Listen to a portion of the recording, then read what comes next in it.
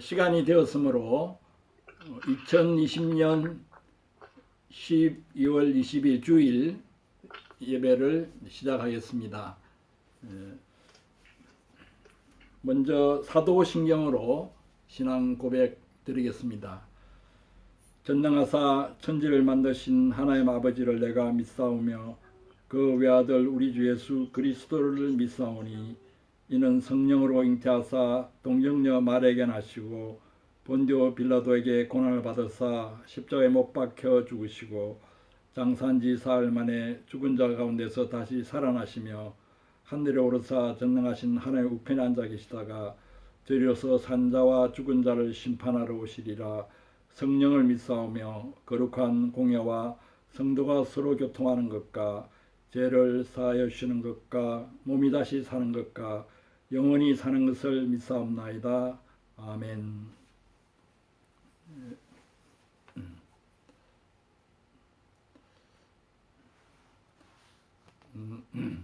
오늘 말씀은 성탄 주일을 앞두고 누가복음 2장 1절에서 7절까지의 말씀입니다.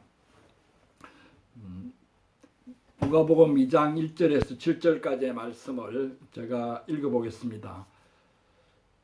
그때 가이사 아구스도가 영을 내려 천하로 다 호적하라 하였으니 이 호적은 구레뇨가 수리아 총독되었을 때 처음 한 것이라.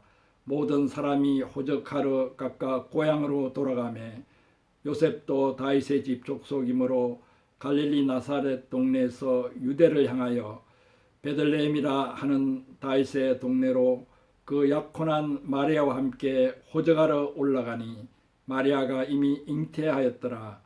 거기 있을 그때에 해산할 날이 차서 첫 아들을 낳아 강보로 싸서 그 위에 뉘었으니 이는 여간에 있을 곳이 없음이러라. 말씀 제목은 거기 있을 그때에, 거기 있을 그때에. 다음 주일이 12월 27일이고 주중에 크리스마스를 맞이하게 됩니다. 이번에는 코로나로 크리스마스도 각자 집에서 보내야만 하겠습니다. 로마 역사에 따르면은 지금 그리스도교의 크리스마스는 AD 336년 로마에서 거행되기 시작했습니다. 그동안 로마 제국의 동방 지역에서는 1월 6일에 예수의 탄생과 세례를 기념했습니다. 예루살렘에서는 1월 6일에 예수의 탄생만 기념했습니다. 4세기에는 동방교회도 대부분 점차 12월 25일에 그리스도의 탄생을 기념했습니다. 예루살렘에서는 오랫동안 12월 25일 크리스마스를 반대해 오다가 결국 받아들이게 되었습니다. 아르메니아 개통교회에서는 아직도 12월 25일 대신에 동방교회처럼 1월 6일을 그리스도의 탄생 기념일로 삼고 있습니다. 사실 예수님이 태어난 날이 정확하게 몇 월 며칠인가 하는 것은 그리 중요하지 않습니다. 무엇보다 예수님의 탄생의 의미를 알고 새기는 것이 중요합니다. 오늘 1절과 2절 말씀을 보면은 예수님이 태어날 당시에 역사적인 배경들이 나와 있습니다. 로마 황제 이름도 나오고 총독 이름도 나옵니다.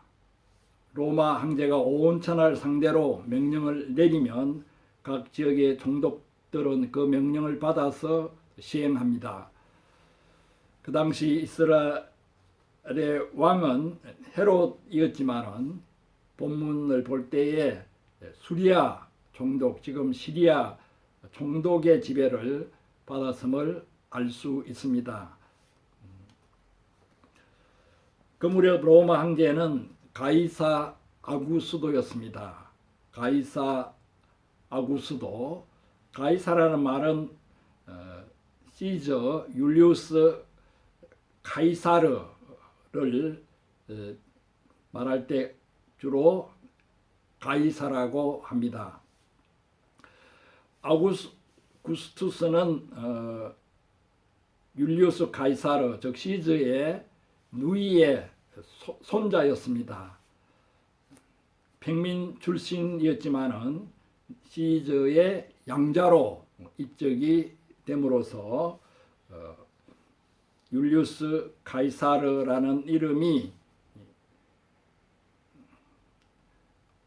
그 옥타비아누스의 이름으로 들어가게 됐습니다. 그래서 황제가 된 후에도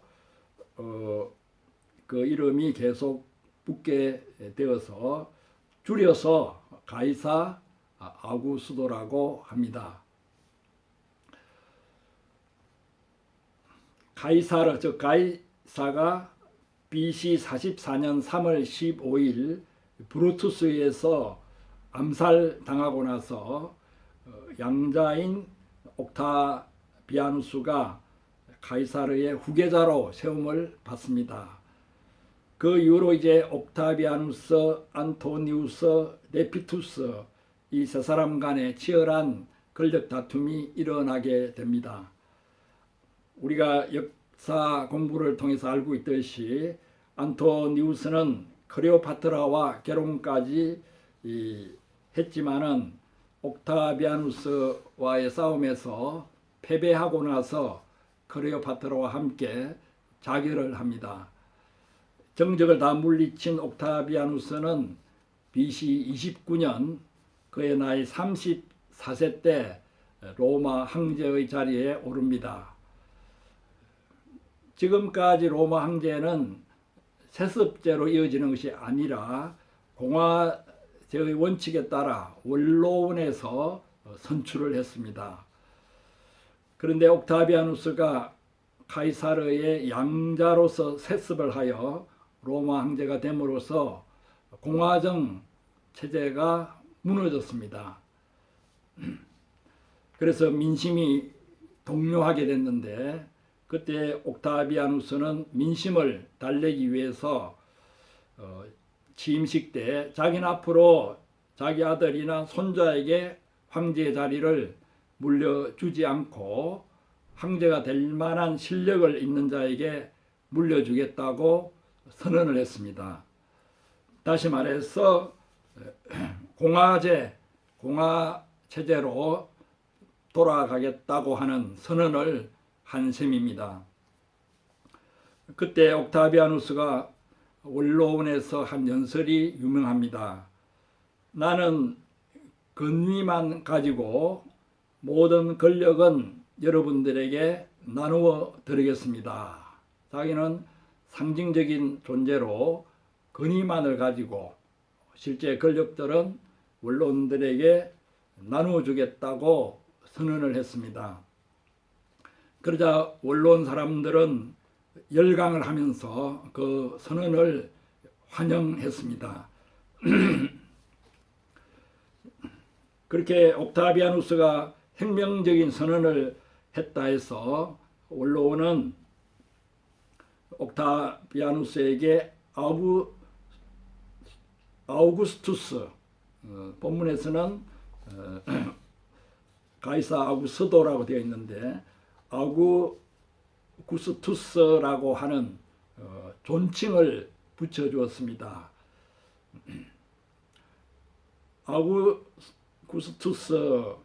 아구스도는 영어로 하면은 authority, 즉 권위라고 하는 그러한 뜻을 가지고 있습니다.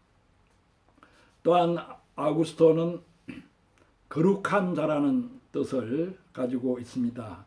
무력이나 권력에 연연하지 않고 그것을 초월해 있는 성스러운 자리라는 뜻입니다.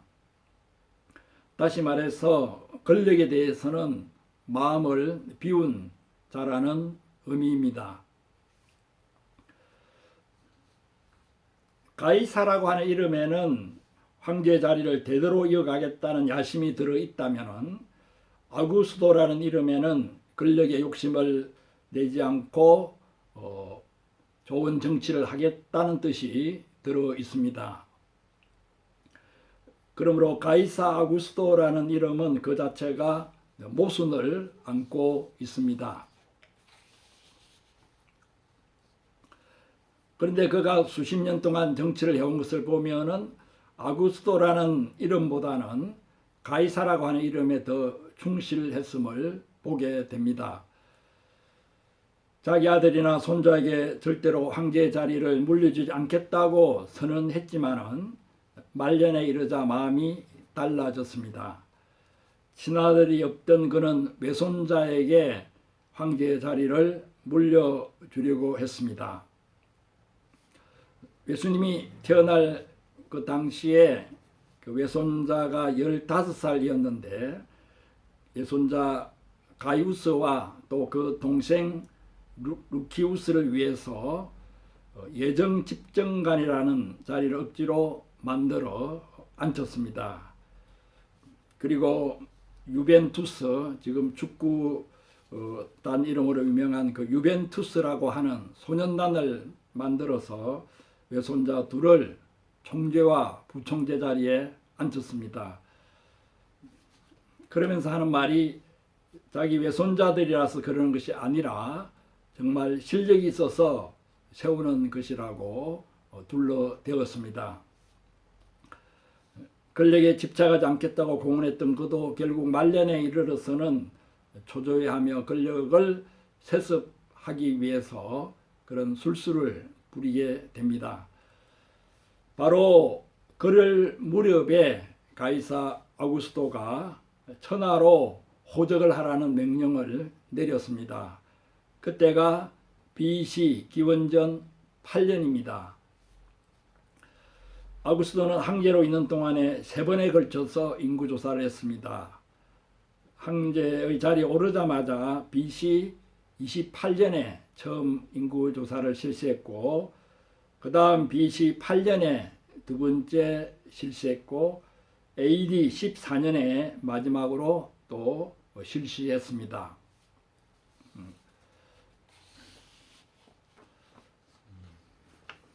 그런데 예수님이 태어난 것은 BC 4년이라고 그러죠. BC 4년이라고 그러는데 그 차이가 있어서 여러 학자들이 말을 많이 하고 있습니다. 그러나 지금 시대와는 다르게 로마 시대에 인구조사를 실시하려면은 그 범위가 엄청나게 광대하고 넓어서 보통 3, 4년은 걸렸습니다. 그래서 BC 8년에 인구조사가 선포되었다는 것과 예수님이 BC 4년에 태어났다고 하는 그것이 서로 모순되지는 않습니다. 아구스도 이전에는 인구조사라고 하면은 17세 이상의 로마 시민권을 가진 남자들의 수와 재산만을 조사하는 것이었습니다. 그러나 아구스도 때 와서는 여자와 어린이 그리고 노예까지 모두 조사 대상이 되었습니다. 또 식민지로까지 확대가 되었습니다. 그렇기 때문에 본문의 마리아도 만삭의 몸으로 요셉을 따라 호적을 하러 가야만 했습니다. 어떤 성경 해설지에 보면은 로마법에 따라 여자들도 호적을 해야 했으나 직접 갈 필요는 없었다라고 되어 있습니다. 그러나 마리아는 자기 자신을 호적에 올리기보다 태어날 아이를 호적에 올리기 위해서 갔다고 할 수 있습니다. 인구조사는 원래 군대에 들어갈 수 있는 건장한 남자들의 수를 조사하는 데 목적이 있었습니다. 그러다가 차츰 세금을 거두는데 더 큰 비중을 두게 되었습니다. 특히 14세 이상의 남자와 12세 이상의 여자에게 부과되는 인두세를 빠짐없이 거두기 위해서 철저한 인구조사가 필요했습니다. 말하자면 로마 황제는 로마 제국을 효과적으로 통치하기 위한 수단으로 인구조사를 실시했습니다. 한 사람 한 사람의 행편을 돌아보고 정말 도움이 필요한 사람이 누구인가 알아보기 위해서 실시한 것이 아니었습니다. 그리고 로마 황제가 인구조사를 실시하라고 명령을 내린 것은 그만큼 제국 전체가 안정되어 있다는 것을 뜻합니다. 전쟁을 하고 있는 동안에는 인구조사를 실시할 수도 없거니와 별 의미도 없습니다. 1절의 아우구스토의 명령은 로마 전역에 평화가 도래하였다는 선포이기도 합니다. 로마 사람들은 인구조사 명령이 떨어지면 평화의 시대, 팍스 로마나 시대가 도래한 것을 알고 기뻐했습니다. 사실 아우구스도 지하에서는 전쟁이 거의 없었습니다. 그 시기를 가리켜서 팍스 로마나라고 합니다. 팍스는 피스, 즉 평화를 뜻합니다. 14절에도 평화라는 말이 나오는데 1절의 평화와는 서로 대조를 이룹니다. 인구조사가 로마 사람들에게는 평화의 시대를 의미하는지는 모르지만은 식민지 사람들에게는 더 많은 세금이 부과되는 억압과 착취를 의미합니다. 식민지 사람들은 로마 군대에 들어가서 군복무를 하지 않는다는 이유로 인두세 이외에도 엄청난 안전보장비, 요즘 말로 하면 일종의 방위비 부담금을 물어야만 했습니다. 또한 곡식의 10분의 1, 포도주와 과실 기름의 5분의 1, 1년 개인 소득의 100분의 1, 그 외 각종 명목의 세금이 부과되었습니다. 거기에다가 유대인들은 11조와 성전세 같은 종교세를 또 이중으로 물어야만 했습니다. 유대인들은 대개 소득의 40% 이상을 세금으로 내어야 했기 때문에 경제적인 생활이 어려웠습니다. 그래서 그 당시 하루 한 끼만 먹으면은 중산층에 속한다고 하는 이야기도 있습니다. 그러므로 천하로 다 호적하라는 로마 황제의 명령은 유대와 같은 식민지 백성들에게는 결코 기쁜 소식이 아니었습니다.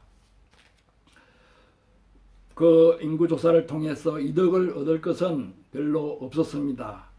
명령을 어기면 어떤 처벌을 받을지 몰라 울며 겨자 먹기로 각각 고향으로 호적을 하러 내려가야만 했습니다. 요셉도 다윗의 집 족속 인구로 갈릴리 나사렛 동네에서 유대를 향하여 베들레헴이라 하는 다윗의 동네로 그 약혼한 마리아와 함께 호적하러 올라갔습니다. 거기 있을 그때에 해산할 날이 차서 맏아들라 강보로 사서 구유에 뉘었습니다. 구유의 아기를 낳은 것을 보면은 요셉과 마리아는 마구간을 거처로 삼은 것을 알 수 있습니다. 유대의 마구간은 우리가 생각하는 그런 마구간이 아닙니다. 동네 뒤쪽에 바위를 파서 만들어 놓은 그러한 마구간들이었습니다. 전국에 흩어져 살고 있는 다윗의 후손들이 워낙 많아서 베들레헴의 집들은 호적하러 온 사람들로 가득 찼습니다. 한 방에 수십 명이 들어가 새우잠을 자기도 했을 것입니다.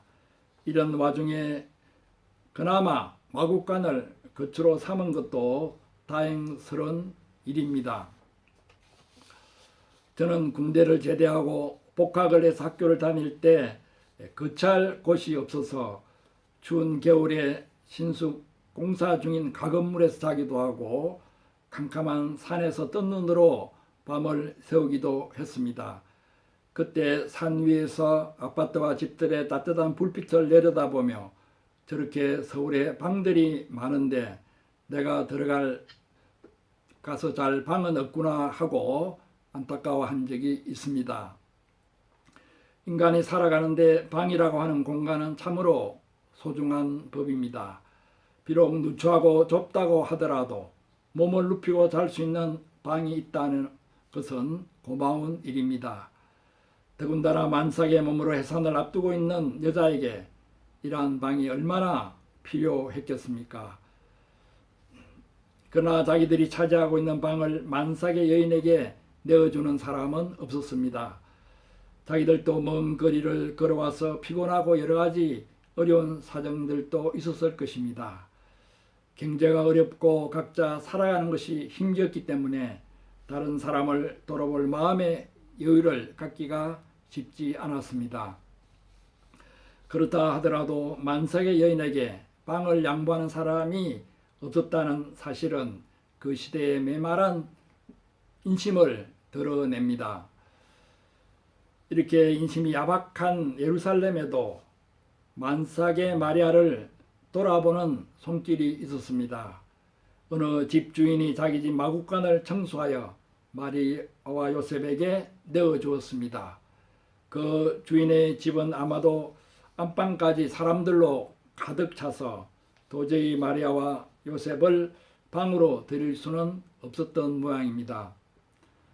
사람들로 북적대는 그 기간에 그래도 사람들의 방해를 받지 않으면서 또는 다른 사람들의 안면을 방해하지 않으면서 해산할 수 있는 장소로는 바위 동굴, 마곡간이 가장 적합했는지도 모릅니다.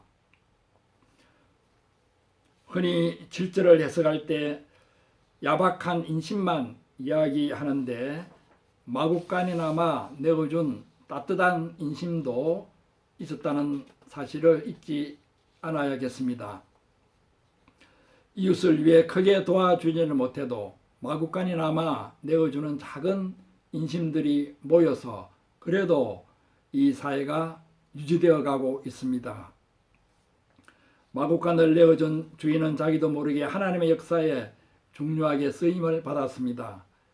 우리도 어려운 이웃들에게 따뜻한 마음으로 작은 도움이나마 줄 때 우리도 알지 못하는 가운데 하나님의 역사에 쓰임 받을 수 있습니다. 우리가 작은 정성을 모아 경제적으로 어려운 세계 어린이들 한 사람에게 한 달에 3만 원의 적은 후원을 하지만은 그 후원이 어찌 보면 우리도 알지 못하는 가운데 하나님의 역사에 귀하게 쓰임 받을 것입니다. 그 아이들에게 보내는 관심과 사랑은 먼 훗날 어떻게 복음의 열매를 맺게 될지도 모릅니다. 오늘 본문에서 1절과 7절이 너무나 큰 극적인 대조를 이루고 있습니다. 그때 가이사 아구스토가 영을 내려 천하로 다 호적하라 하였으니 이것은 황제의 왕궁에서 선포된 것입니다. 7절은 처자들을 낳아 강고에 싸서 구유에 누웠으니 이는 여간에 있을 곳이 없음이니라. 아기가 누워있는 마구간입니다. 그 가이사 아구스토의 왕궁과 아기 예수의 마구간이 극적인 대조를 이루고 있습니다. 가이사 아구스토는 천하의 권력을 손에 쥐고 화려한 옷을 입고 웅장한 로마 왕궁에 있습니다. 세상의 구주여 왕으로 오신 아기 예수는 지금 로마 식민지 이름도 잘 알려지지 않은 작은 마을 마국간 구유에 강고에 쌓여 누워 있습니다. 하지만 구유에 누인 아기가 장차 자라나 세운 나라는 가이사 아구스토의 나라를 이기고 승리했습니다. 지금은 아무도 가이사 아구스토를 칭송하지 않습니다. 그 생일이 언제인지 기억하는 사람이 없고 생일 축하도 받지 못합니다.